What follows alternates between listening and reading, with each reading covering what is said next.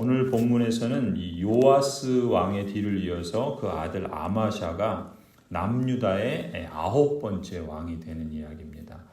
아버지 요아스 그리고 그 아들 아마샤, 우리는 계속해서 다윗 가문의 왕들의 역사를 보고 있는데 대부분 부전자전인 경우들이 참 많아요. 이 요아스나 아마샤도 딱 그런 경우라고 볼 수 있어요. 먼저 1절을 보시면 이 아마샤는 25살의 왕이 되어서 29년 동안 다스리죠. 한 54세에 이제 죽습니다. 한 30년 정도 통치했으니까 짧지 않은 시간이었죠. 근데 2절을 보니까 이 아마샤를 어떻게 하나님께서 평가하시는가? 그는 주님께서 보시기에 올바른 일을 하였으나 마음을 다하여 하지는 않았다. 우리는 왕들의 역사를 보면서 전심이다, 반심이다, 무심이다 라고 할 수 있다고 그랬잖아요. 그러니까 아마샤는 전심은 아니었던 것 같아요. 그러니까 반심 정도 되지 않았나 그렇게 볼 수가 있습니다. 주님 보시기에 올바른 일을 하였다. 이 올바른 일이라는 것은 정직하게 행했다, 의를 행했다라는 거죠. 그러니까 의라는 것은 성경에서 하나님과의 관계, 또 자신과의 관계, 사람과의 관계, 이웃 세상과의 관계에서 관계 속에서 책임을 다하는 것이 의라 그랬잖아요. 그런데 이 왕으로서 아마샤는 주님 보시기에 그 왕으로서 또 하나님과의 관계는 물론이거니와 또 나라에서 또 자기 자신이나 주변 사람들에 대해서 올바른 일을 하였다는 거예요. 그러나 그에게도 흠이 있었고 결이 있었다라는 것을 보여주고 있어요. 그렇다면 오늘 본문에서는 주님께서 보시기에 올바른 일을 하는 것을 보게 돼요. 이제 내일 본문에서는 또 그렇지 못한 모습을 또 보게 됩니다. 오늘 보시면 그러면 어떤 모습에서 올바른 일을 한 건가? 3절에 보시면 이 아마샤가 이제 아버지 요아스의 뒤를 이어서 왕이 되잖아요. 그래서 그 왕권을 확고하게 이제 해나가는 일들을 합니다. 그래서 그 왕권을 잘 세우고 안정되게 한 뒤에 뭘 합니까? 아버지 요아스를 살해했던 신하들을 처형해요. 이거 뭐예요? 그 아버지 요아스가 잘 하나님의 뜻을 따라서 통치하다가 말년에 어떻게 합니까? 하나님의 뜻을 거스리죠. 그래서 비참한 최후를 맞이하게 되는데 전쟁에서 부상을 당할 뿐만 아니라 그로 인해서 신하들이 그 왕을 죽이는 그런 끔찍한 일을 당해요. 그런데 그 아들 아마샤가 그걸 잘 알잖아요. 그 어떻게 합니까? 왕권을 다지고 이제 권력을 쥐었을 때 그 아버지 요아스를 살해한 신하들을 처형합니다. 그런데 4절을 주목할 필요가 있어요. 그런데 어떻게 해요? 처형받은 신하들의 자녀들은 죽이지 않습니다. 우리 옛말에 그런 거 있죠. 그 역적은 어떻게 해요? 그냥 3대를 그냥 멸절시켜야 된다. 다 그냥 집안을 망하게 해야 된다. 이런 게 있는데 사실 유대에서도 우리가 성경을 보면 그런 일들이 있어요. 우리가 앞서도 아달랴 같은 경우도 그 유다의 왕자들 다 죽이잖아요. 왜냐하면 아예 그냥 씨를 말려버려서 그 가문을 그냥 멸절하게 하는 거죠. 그런데 하나님의 뜻은 그건 아니라는 거예요. 그게 어디에 나타나냐면 지금 이 아마샤가 그 아버지 요아스를 살해한 신하들을 처형하지만 그러나 그 자녀들을 죽이지 않은 이유가 있었던 거예요. 그 성경은 그걸 어떻게 평가하고 있냐면 거기 보시면 그가 모세의 책 곧 율법에 기록된 말씀을 따랐다. 그 아마샤는 하나님의 말씀에 그 율법을 따라서 이렇게 행동했다라는 거예요. 근데 그 말씀이 뭐냐면 신명기 24장 16절이에요. 그러니까 신명기의 말씀이 하나님의 언약 백성의 법이에요. 그리고 삶의 표준이에요. 그래서 10계명은 곧 하나님의 말씀의 표준이걸 요약한 거죠. 그것이 이제 그 신명기에 또 이제 담겨져 있는데 그것은 우리에게도 마찬가지예요. 그래서 10계명은 구약의 교회나 신약의 교회나 우리에게 있어서 우리의 삶의 표준과도 같은 것이고 또 우리가 이 땅을 살아가며 힘써야 될 하나님의 말씀인 것이죠. 그런데 그 말씀에 뭐가 있습니까? 아버지가 자녀 대신에 처형받아서는 안 되고 자녀가 아버지 대신에 처형받아서는 안 된다는 거예요. 우리 연자제라는 것이 있죠. 과거에 아버지나 어머니가 잘못하면 호적에 빨간 줄 그어지고 그래서 그 자녀들도 불이익을 당하는 그런 일들이 있었어요. 그래서는 안 된다는 거예요. 아버지가 잘못한 건 아버지가 책임을 지고 자녀가 그 아버지의 잘못까지도 그 죄 때문에 처형받아서는 안 된다는 것이 하나님의 말씀이었던 거예요. 그래서 이 아마샤가 그 말씀을 따라서 말씀하신 주님의 명령을 기억하고 그대로 행했다는 거죠. 그걸 잘했다는 거예요. 그런데 아마샤의 아버지 요아스도 어땠습니까? 처음에 왕이 되었을 때 비록 어린 나이였지만 제사장 여호야다의 교훈을 받아서 퇴락한 성전을 재건하죠. 그걸 두고 하나님께서 여호와 보시기에 정직히 행했다, 올바른 일을 행했다, 그렇게 평가했잖아요. 그때 요아스는 하나님을 전심으로 따랐던 거예요. 지금 오늘 본문의 그 아들 아마샤도 하나님의 율법을 따라서 전심으로 행했다라고 볼 수가 있는 거죠. 그러니까 하나님이 우리에게 보시기를 원하시는 모습은 사실 이런 거예요. 여호와 보시기에 정직히 행하는 것, 여호와 보시기에 올바른 일을 행하는 것. 달리 말하면 하나님이 우리를 보시기에 의로운 삶을 사는 거죠. 그러니까 의라는 것은 관계 속에서 책임을 다하는 거라고 그랬잖아요. 그러니까 하나님과의 관계, 나 자신에 대한 관계, 그 가족이나 또 교회 성도들 서로와의 관계, 그 다음에 넓게는 우리 마을과 세상 사람들과의 관계에서 관계 속에서 조화로운 관계를 맺으려고 힘써야 되고요. 그리고 그 속에서 기쁨을 누리는 것, 그게 의예요. 그래서 우리를 의롭다 하셨잖아요. 우리는 하나님에 대해서 의로운 사람 아니에요. 책임을 다 못해요. 하나님께 반역하고 죄 지은 사람이에요. 그런데 예수님 때문에 십자가의 구속의 피로 우리를 의롭게 인정해 주신 거예요. 그러니까 우리가 의롭게 된 사람으로서 인정받았으니 이제 그렇게 사는 것이 하나님의 뜻인 거예요. 그래서 서로에서도 서로를 받아주고 용납하는 건 서로가 다 완벽하고 다 내 마음에 들어서 그런 게 아니에요. 하나님이 나를 그렇게 용납해 주셨으니 나도 서로를 용납하는 거. 그게 주님 가르쳐 주신 기도에 우리가 늘 하는 기도잖아요. 우리의 죄를 용서해 주십시오. 우리가 다른 사람을 용납한 것처럼. 주님께서 그렇게 하신 것처럼. 그거는 다른 사람과의 관계에서 가정의 자녀들과 또 부모와 형제들끼리도 그렇고요.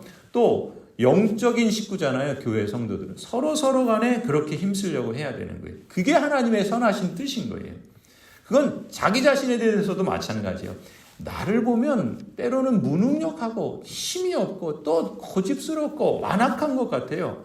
그런 나를 보면 낙심하고 나는 이 모양 이 꼴이구나 이렇게 절망할 수 있는데 하나님이 나를 받아주셨으니까 내가 하나님이 그렇게 고귀한 존재로 인정받은 사람이니 나도 나를 그렇게 여길 수 있어야 되는 거예요. 그 다음에 우리 마을도 그런 거예요. 세상도 그런 거예요. 하나님께서 창조하시고 하나님께서 지금 다스리시는 거예요. 하나님 믿지 않은 사람이니까 함부로 대할 수 있는 게 아니에요. 하나님께서 만드신 자연이니까 그냥 함부로 막 파괴해서 되는 게 아니에요. 하나님께서 지으신 피조, 고양이, 개, 동물, 또 이 자연 환경, 지금 많은 사람들이 고통을 받는 이유는 사실 그만큼 우리 인생들이 자연을 파괴하고 학대하고 또 그런 일들을 저지른 결과라고도 보는 학자들이 많아요. 실제 그런 면이 있죠. 그런 것처럼 하나님이 만드신 세상을 우리가 하나님이 그리스도를 희생해가면서 세상을 사랑해 주셨는데 우리가 그 세상 하나님 모른다고 학대하고 함부로 대할 게 아니에요. 오히려 우리도 같은 존재인데 우리에게 긍휼을 베푸신 것처럼 우리도 그 하나님의 사랑으로 긍휼을 베풀려고 그러고 하나님의 선을 행함으로써 하나님의 영광을 드러내고 그런 우리의 모습을 보면서 하나님 그 세상 사람들도 하나님께 나올 수 있도록 어찌하든지 애를 쓰는 거예요. 그게 하나님 보시는 올바른 일을 행하는 것이고 또 정직히 행하는 모습이에요. 그게 왕이든 또 신하든 또 하나님의 언약 백성이든 그게 교회 생활이든 가정 생활이든 또 마을에서 다른 사람과의 관계에서 행하는 것이든 직장이나 일터에서 행하는 것이든 우리의 삶은 다 이렇게 여호와 보시기에 정직히 행하였다. 늘 우리는 이 마음을 갖고 살아가야 되지 않을까. 하나님이 우리에게 보시기를 원하시는 모습은 바로 이거라는 거죠. 그러면 그게 우리에게 복인 거예요. 또 놀라운 건 뭡니까? 요아스가 그런 것처럼 아마샤도 그걸 보고 배우는 겁니다. 그렇잖아요. 교육은 말로 하는 게 아니라 그러죠. 부모님이 너 정직하게 행하라, 또 착하게 살아라 그렇게 말씀하면서 옆에 있는 그 친구, 아이의 친구를 보면서 쟤처럼 하면 안 돼. 쟤 뭐 이러잖아 하면서 그런 말을 하면은 부모님은 교육은 말로 그렇게 하라고 했으면서 정작 행동은 다른 행동을 하면요. 아이는 뭘 보고 배울까요? 그 행동을 보고 배우는 거예요. 그러니까 그런 것처럼 우리가 자녀에게 보여줘야 할 모습은 하나님이 우리에게서 보이기를 원하시는 그런 모습이겠죠. 그게 자녀 교육의 핵심인 거예요. 그런데 우리도 다 그렇게 못하죠. 하나님께서 우리를 받아주신 것처럼 우리도 다만 그 은혜를 입었기 때문에 우리도 역시 은혜를 입은 자답게 최선을 다하는 거예요. 실수할 수 있고 잘못할 수 있지만 그러나 그런 모습을 살며 출구하는 거죠. 그렇기 때문에 우리가 기도하는 거 아니겠습니까? 우리가 하나님께 보여드리는 모습이 곧 자녀들이 우리를 통해서 보고 배우는 모습인데 부모가 행하는 모습대로 그렇다고 자녀가 그대로 행하는가? 그러지 않을 수 있어요.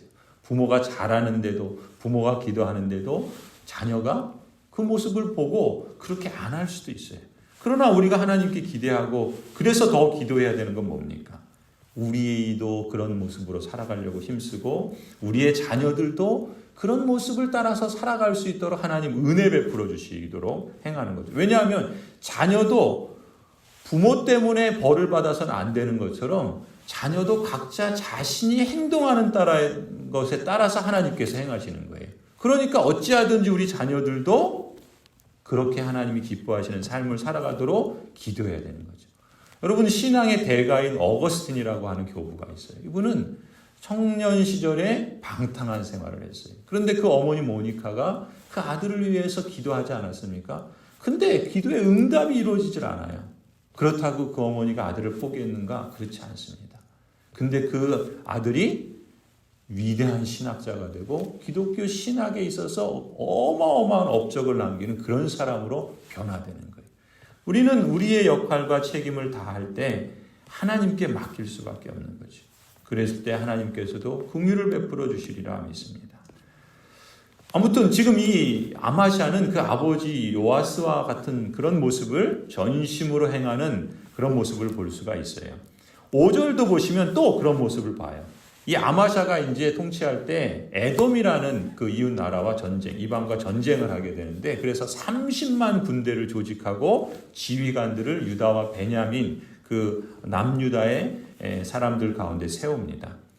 그런데 그것만이 아니라 6절을 보면은 이 아마샤는 은 100달란트를 주고서 북왕국 이스라엘에 있는 그 에브라임의 용감한 군인들을 10만 명을 더 고용을 해요. 그러니까 용병을, 그러니까 은 100달란트, 1달란트는 그냥 쉽게 표현해서 1년 연봉이라고 그랬잖아요. 그러니까 은 100달란트는 결코 작은 게 아니에요. 군인 10만 명을 고용할 정도의 돈이니까 어마어마한 돈이죠. 그래서 이제 남유다의 30만, 그 다음에 북이스라엘의 10만의 용병을 더해서 큰 군사를 모으고 이제 에돔과 전쟁을 하게 돼요. 그런데 7절을 보면은 어떤 하나님의 사람이 아마샤에게 찾아와요. 그리고 하나님의 뜻을 따라서 이렇게 말합니다. 뭐라고 말하냐면 7절, 8절이에요. 임금님께서는 이스라엘 군대를 데리고 가지 마십시오. 주님께서는 북왕국 이스라엘 곧 에브라임 자손과 함께 계시지 않으십니다. 그런데도 임금님께서 북이스라엘 군대를 데리고 출동하시거든 힘써 싸워보십시오. 하나님께서는 임금님이 대적들 앞에서 엎어지게 하실 것입니다. 하나님께서는 임금님을 이기게도 하실 수 있고 지게도 하실 수 있습니다. 이 하나님의 사람은 하나님의 뜻을 전하는 거예요. 북이스라엘이 어떻습니까? 아합이나 그 이후에 이 북이스라엘의 역사는 하나님께 반역한 역사 그 자체예요. 그러니 하나님이 그들과 함께 있을 수가 없죠. 하나님의 언약 백성이지만 하나님을 떠난 사람들에게 하나님께서 함께 하시겠어요? 그런데 그런 사람들을 고용해서 그들과 함께 전쟁에 나가려고 하니까 지금 이 하나님의 사람은 그들 데리고 가지 마십시오 라고 말하는 거예요. 왜냐하면 그렇게 하시면 하나님께서 임금님을 대적들 앞에서 엎어지게 하십니다. 하나님께서는 임금님이 이기게도 하실 수 있고 지게도 하실 수 있는 그런 주권자이십니다. 이렇게 말하는 거예요. 그러니까 이 말을 들은 아마샤가 어떻게 합니까? 9절에 대답하는 거예요. 그래서 이 하나님의 사람에게 다시 물어요. 어떻게 묻습니까? 거기 9절에 북이스라엘 군인을 고용하느라고 지불한 은 100달란트는 어떻게 하면 좋겠습니까? 이게 작은 돈이 아니잖아요. 그러니 이거 어떻게 하면 좋겠냐는 거예요. 그러니까 하나님의 사람이 대답해요. 주님께서는 그것보다 더 많은 것을 임금님께 주실 수 있습니다. 그러니까 아마샤는 은 100달란트가 아까웠던 거죠. 아니 그도 그럴 것이 10만 명이나 되는 사람을 고용할 정도의 돈이니까 그걸 포기한다는 것은 결코 쉽지 않았을 겁니다. 더군다나 왕으로서의 나라의 재정과 관련된 일이니까 더군다나 더 신중할 수밖에 없었던 거지요. 누구라도 아마샤가 아니라 누구라도 이 입장에 있으면 고민에 빠질 만한 그런 상황이었습니다. 그러니 결정해야 되는 거예요. 선택해야 되는 거예요. 돈을 포기하고 하나님의 뜻을 따라서 행할 것인가? 아니면 하나님의 말씀을 포기하고 돈을 따를 것인가? 이 선택에 놓인 거예요. 여러분은 어떤 선택을 하시겠어요? 쉽지 않은 선택인 거예요. 사실 우리의 삶에는 이런 경우들이 종종 찾아옵니다. 아마샤는 이런 상황에서 쉽지 않은 선택을 해요. 그게 10절이에요. 어떻게 합니까? 그래서 아마샤는 북왕국 에브라임에서 온 군인들을 그들의 고향으로 돌려보냅니다. 하나님의 사람이 전한 말씀을 들은 거예요. 그러니까 그 북이스라엘에서 온 군인들이 어떻게 생각해요? 불쾌하게 생각했겠죠. 그들은 유다 사람에 대하여 몹시 불쾌하게 생각하면서 고향으로 돌아갔다. 성경은 기록해요. 그도 그럴 것이 그렇게 큰 돈을 썼는데 그걸 아깝게 여기지 않고 하나님의 말씀을 따라서 행하는 것이 아마 이 북이스라엘 사람들의 입장에서도 불쾌하게 여겨졌겠지요. 하나님의 뜻을 모르고 자기 이익에만 몰두하는 사람은요, 이런 선택을 도저히 납득하기 어렵습니다. 이런 생각을 가진 사람은요, 또 하나님의 능력을 체험하기 어렵습니다. 왜 그럴까요? 하나님이 일하실 수 있는 기회를 스스로 차단하기 때문에 그래요. 하나님이 일하실 수 있는 기회를 스스로 막아버리는 겁니다. 그러니 하나님의 능력을 원하지만 체험하지 못하는 거예요. 그런데 11절 보세요. 아마샤는 하나님의 뜻을 따라서 결코 쉽지 않은 선택을 내린 거예요. 이 모습이 하나님이 기뻐하시는 거예요. 하나님 보시기에 올바른 일을 행하는 거예요. 이게 전심으로 하나님을 찾고 찾는 태도입니다. 하나님은 자신의 군사력은 그만큼 약해졌어요. 그만큼 재정은 소모됐어요. 그러니까 어떻게 해요? 오히려 그렇기 때문에 용기를 내서 출병합니다. 하나님의 사람이 뭐라고 그래요? 용기를 내서 출병하라 그러잖아요. 이 아마샤도 자신의 힘은 약해졌지만 오히려 더 용기를 내서 출병합니다. 여러분 예레미야 29장 말씀 우리가 잘 아시죠? 하나님께서 예레미야 선지자를 통해서 29장 11절에서부터 이렇게 말씀하세요. 너희를 두고 계획하고 있는 일들은 오직 나만이 알고 있다. 내가 너희를 두고 계획하고 있는 일들은 재앙이 아니라 번영이다. 너희에게 미래에 대한 희망을 주려는 것이다. 나 주의 말이다. 너희가 나를 부르고 나에게 와서 기도하면 내가 너희의 호소를 들어주겠다. 너희가 전심으로 나를 찾고 찾으면 나를 만나리라. 하나님을 전심으로 찾고 찾으면 만나주시겠다 하신 것이 하나님의 약속인 거예요. 이 아마샤가 지금 이랬던 거예요. 하나님께서 그 어려운 선택을 내린 아마샤에게 그 뒤에 어떻게 합니까? 놀라운 체험을 주세요. 그게 11절이에요. 아마샤의 군대가 출병해서 용기를 내서 출병하니까 소금 계극에 이르러서 에돔 군대인 세일 자손 10,000명을 죽였습니다. 군사력은 약해졌는데 힘은 하나님의 역사는 거기서 나타난 거예요. 12절 유다 군대가 또 별도로 10,000명을 산채로 붙잡아서 절벽 위로 끌고 올라가 그 밑으로 떨어뜨리자 그들의 몸이 으스러졌다. 이것은 하나님의 역사의 그 놀라운 모습들을 이렇게 생생하게 전하려고 이렇게 기록을 한 거예요. 그런데 13절 보세요. 재밌는 기록이죠. 주목할 기록이에요. 그런데 10만 명 돌려보냈잖아요. 근데 돌려보낸 이 사람들이 어떻게 합니까? 글쎄 유다의 성읍들을 약탈하는 거예요. 이제 에돔과 나가서 전쟁하고 있으니까 이 돌려보낸 이 하나님의 언약 백성들이 오히려 유다의 그 성읍들을 약탈하면서 유다에게 피해를 입히는 거예요. 그러면 보세요. 지금 아마샤 그 입장에서는 10만 명 용병 구하느라고 재정도 낭비하고 또 이 사람 돌려보낸 것 때문에 그만큼 손해도 봤어요. 그런데 하나님은 그것이 뭐라는 거예요? 그러니까 이럴 만큼 쉽지 않은 선택을 내린 건데 오히려 하나님께서는 그럼에도 불구하고 하나님의 승리를, 하나님의 능력을 경험하게 하신다는 거예요. 때로는요, 그런 손해와 또 그런 어려움들을 감수해야 할 수도 있다는 거예요. 그러니까 그만큼 쉽지 않은 선택을 아마샤가 했다는 거죠. 그런데 9절 말씀처럼 하나님의 사람의 대답처럼 주님께서는 그것보다 더 많은 것을 임금님께 주실 수 있다는 거예요. 아마샤는 무엇보다 하나님을 얻은 겁니다. 하나님의 능력을 실감한 거예요. 그리고 그 하나님께서 전심으로 자기를 찾고 찾는 이에게 하나님께서 만나주시리라 하신 대로 아마샤와 그 유다 백성이 이기게 하시는 거예요.